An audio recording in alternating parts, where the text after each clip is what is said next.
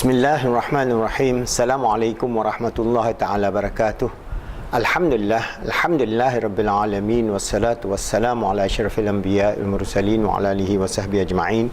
Alhamdulillah, we are still discussing our positive Islamic psychology model or Islamic psychology model. This is a framework that we are developing based on the traditional Islamic metaphysics as well as neurosciences of the 21st century. So there is this challenge in terms of what we can understand in terms of our synergy between our spiritual realm, emotional realm, mental realm and physical realm, because this synergy will then affect our outcome. Our outcome of life in terms of our total past learning history is the totality of our nerves, and I have given you our model of the totality of our nerves, which consists of physical body, ruh, qalb and akal. So the three environmental sources that we get as we live on this earth, the physical environment in terms of food, shelter, air, water and that kind of thing, and the social and intersocial environment in terms of our life, all right, and then the inner speech, which then comes from the realm of the SEMP. So some of them come from the realm of the physical world, some come from the realm of the heart, some come from the realm of the totality of the SEMP, and then we create our perception. And this perception that determines or gives us a direction of outcome of our existence in this world, whether it is positive or negative. So this is our model that I've explained many times. But how are we going to understand in terms of behavior that's affecting, all right, the state of the self? What are the internal representation at the spiritual, emotional and physical level? And what are the filtering that affects our value, beliefs, decision, language, etc. So this is very important, because as we talk to people who are psychologists or psychiatrists or neuroscientists, they'll always discard this idea, oh, there's no such thing, anything beyond the physical. So if you have to explain the nature of this synergy, what is this nature of the synergy at the spiritual level that is linked, all right, the spiritual level that is linked to our heart, emotional realm, that is linked to our mental, conscious, subconscious, superconscious and the physical realm. So what we are saying is that this is a total package of our existence. So we human beings, Allah has endowed us with these four realms. Each of these realms is functional to our existence. That means the physical realm is functional to our existence as so far as we live on this earth, because we are a spiritual being given this physical body as we live in this physical world. We live before this physical world. So this is where we have differences. For example, with the Darwinism. Darwinism means you come from the monkey, from the simple animals, you go up the scale and then you become reptile. From reptile you become mammals, and mammals you become primates, and primates you become human beings. All right, but all fossil record insofar as human being is concerned does not actually tell you the story. So Darwinism actually is a fallacy. If you study, for example, human existence, they say, okay, we have all those human remains, the skulls and so on, which they've collected about 200,000 years. Human has been on this earth, and our forefathers look exactly like us, the same brain size, the same everything. So from the Islamic perspective, we came onto this earth with the knowledge of things. So Allah subhanahu wa ta'ala has endowed, for example, if we say the first person is Adam and Eve, the first person is endowed with symbolic language. That means the day we existed on this planet earth, how our DNA are combined together, how Allah create all these things, we came all of a sudden. It's just like that. It's not a progression. It's just all of a sudden 1,000 years, some say, or even later 50,000 years, whichever. They have the big discussion on that. All right, we came intact as a persona, as a personality. So we are not an evolving creature.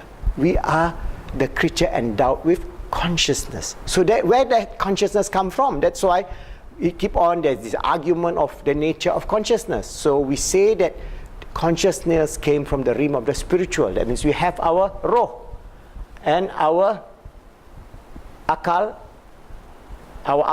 and our qalb.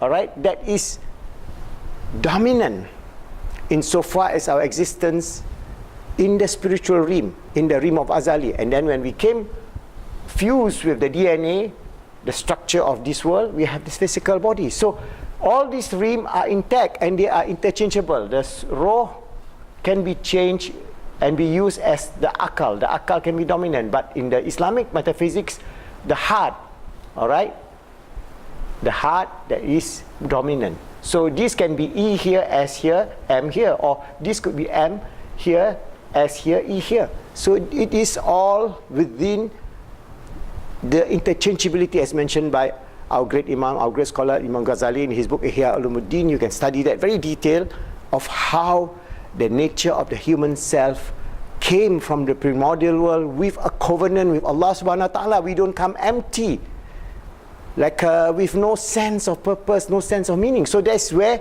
Muslim psychologists and metaphysicists will differ from the atheistic neuroscientists or whatever it is, because first they cannot define consciousness. We say consciousness came from the realm of the spiritual, emotional and mental. So from that realm we understand the nature of our being. So we have human being. The nature of our being is to be the servant and the Khalifa of Allah subhanahu wa ta'ala. And as we are existing on this physical plane for a very short period, when Al-Quran tells us that our life on this planet Earth is just like an evening or just part of a day. That's how fast we live. All right, imagine you live, say, for another 10 years. You know how much is 10 years more? It's 3,560 days. Or for the Islamic calendar, it's 3,550 days. Not much. Imagine you build a huge mansion and before you can even stay into that mansion, you're gone already. So that's how fast life is moving, and time is moving faster and faster because of this turmoil that we're facing in this physical world that Allah has given us, that we have somehow caused a lot of disruption, a lot of destruction and things that is going away from the perennial truth and the meaning and purpose of our existence. So if the state of the self now is in a state of turmoil, all right? So whatever senses that we have in terms of just the physical existence now cannot satisfy the innate nature of human beings. That's why modern human beings have new diseases that our forefathers do not have. For example, modern human beings have a constant anxiety, constant depression, constant feeling of killing themselves. All right, constant sense of no purpose, no meaning, no hope, no nothing. So when you are in that state, you do not understand your higher purpose of being the Vice-General of God on this earth. It's a great honor, with the consciousness of understanding the nature and the reality of this universe, which is fantastic. Yet we form just one atom in the scheme of the physical world. We do not know what it is. The same thing, like for example, you talk about the physical self. Oh, they say we have this genetics. When Francis Crick discovered the DNA structure, Francis Crick, he is a believer in God. He says this is the software of the Creator.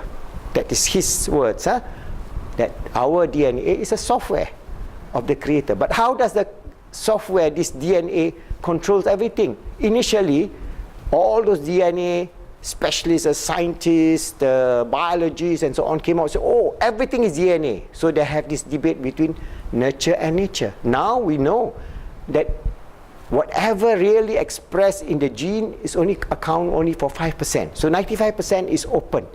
95% of our physical self is dependent on our life. That means our spiritual realm, our emotional realm and our mental realm. So our lifestyle and our purpose and meaning in life affects our health. And this is proven many, many times now. We have the science of epigenetics, for example, now. They are saying that all diseases come from a toxic mind. I mean, if you are constantly being stressed out, you are having a lot of problems, for example, about why you are on this earth, and you are always stressed out. You're always having problem with your partner, with your co-workers and so on. So you are living in the fight or flight mode. You are living in a stressful situation. When you are living in the stressful situation, your body will create hormones to make you alert, so that it's as if that a predator is coming after you. So you live in a mood of flight and flight, always stressed out. When that becomes your nature, you become stressed out, you will become sick.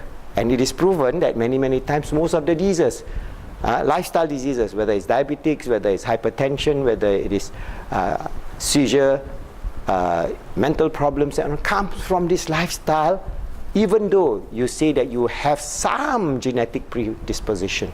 So we can, from the realm of our existence, we know that we influence and create hormones like cortisol to cause us disease, because all the time you are flooded with the cortisol hormones of stress, your cells will then be dying, because it cannot take that pressure all the time. So you will die young, you will age faster, you will be frustrated, you'll be having anguish, you'll always have fear, you'll always have depression, you'll have all the signs and symbols of modern human beings, especially our children, because they are not given the basis of the nature of understanding themselves, who they are.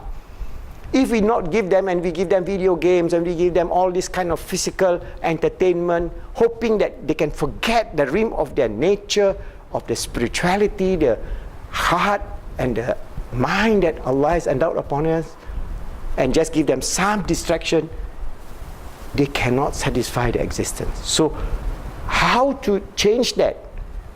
Because our mind, our spiritual, mental and emotional self, that means this integration of the S plus our E and our M, these four aspects, our roh, our qalb, our akal. This is roh, qalb and akal.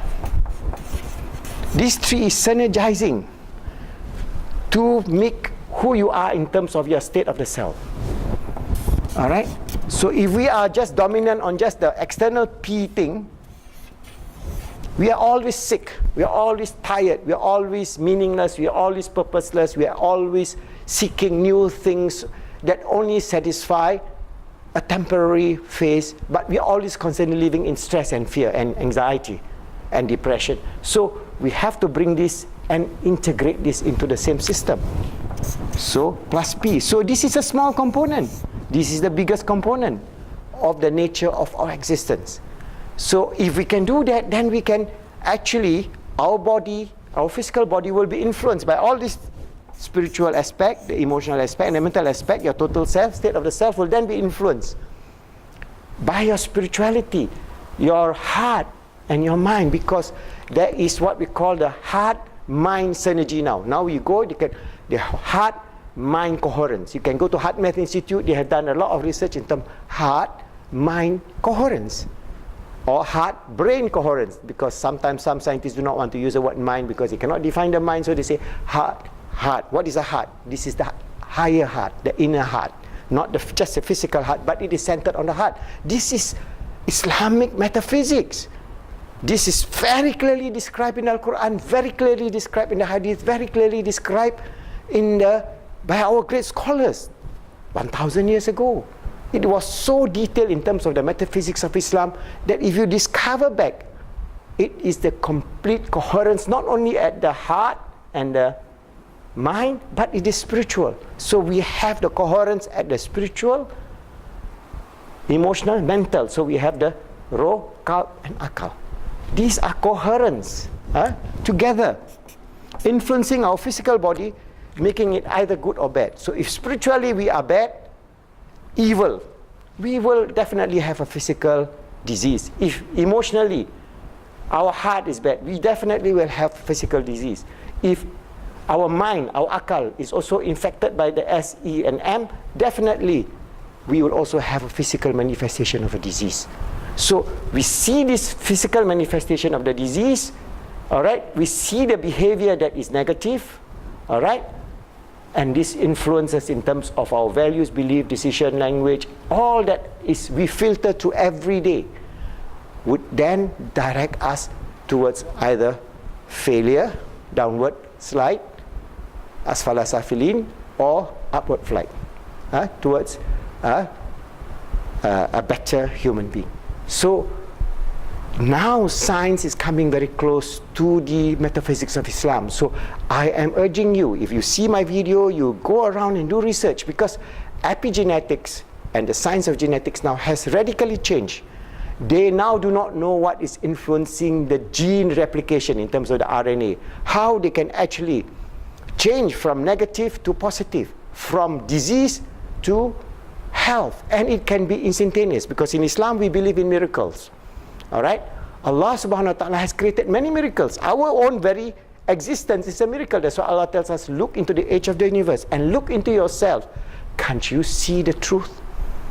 All right, so this is Allah a challenge to us. So as we get deeper and deeper into our understanding our genetical formation and our epigenetics and its influences at the spiritual level, at the emotional, at the mental level, that is literally changing the physicality of our existence, whether it is towards wholesome wellness, happiness, joy, fulfillment, or towards sadness, anguish, frustration, stress. And this is the greatest challenge to humanity in the 21st century. Unless we go to this holistic model within the metaphysics of Islam, we will never get the full satisfaction, because only in the remembrance of Allah subhanahu wa ta'ala, where our heart begins to shine the light of truth and influence our nature of being, our nature of existence, that we can see the fullness of life. And what is this fullness of life? Allah wants us to live in peace, in happiness, in joy. And Allah wants us to have two values, like we have the values of peace, we have the values of peace, we have the value of love, peace, care, fair, share. So we have these values built into our nature at the spiritual, emotional and mental level that filters down to the physical level, which is the lower level, because this dunya from the metaphysics of Islam is also the lowest level. This is the higher level, this is the lowest level. So if we can understand that, our behavior then for Muslims is for us to rediscover the beauty of Islam, not from the perspective of this aggressive, literalist interpretation of Islam, of we must kill and be killed and things like that. Those are aberrations of Islam. We have to go beyond that and live with all human beings in the state of love, in the state of peace, in the state of care, in the state of fair, in the state of justice. We all bring together this beauty of Islam, so that we have tasted this joy and this beauty of Islam, this understanding of the nature of our existence from the Islamic perspective, we can share. But first and foremost, we Muslims must realize and taste this beautiful life, this beautiful deen, this beautiful love from Allah subhanahu wa ta'ala, this beautiful recitation that we say every day 17 times, more than 17 times, 17 times times 2, because we say Bismillahir Rahmanir Rahim, Alhamdulillahi Rabbil Alameen, Ar-Rahmanir Rahim. We repeat, what is the essence of Ar-Rahman Ar-Rahim? Did Allah tells us kill and be killed? No. Every day we talk about Rahman and Rahim. We talk about Ghafurul Wadud, forgiveness and love. And if we can imbue this with the children, the Muslim youth, the young people, then they will not be being doomed or being duped by this atheistic, hedonistic, meaningless, purpose life that is trapping millions and millions and millions of us. We got to find a way out, and we have hope, inshallah. And this is the truth that is coming to be manifested within the next 20 years as they do more and more research in terms of brain sciences, neurology, in terms of heart-brain synergy and interaction into the spiritual realm of existence, the nature of frequencies and energy, and so many things they are doing, all right? They are just learning the ABC of metaphysics. We are already graduate of metaphysics, but we forgot that we have graduated. So we are learning from those people who just learned ABC of metaphysics, which is sad. But then, if we go back to our great doctors of Islam, we go back to the understanding of the nature of the human self, we would then see the glory of Allah subhanahu wa ta'ala and see the depth and the beauty of Islam, the depth and beauty of Iman that will carry us through this earth as we journey on this earth, because Allah has ordained that we will return to Him. Inna lillah wa inna ilaihi raji'un. So in that, we hope you understand this understanding that you can lead a healthy, happy, good life by coming back to an understanding of your spiritual realm, your emotional realm, your mental realm, and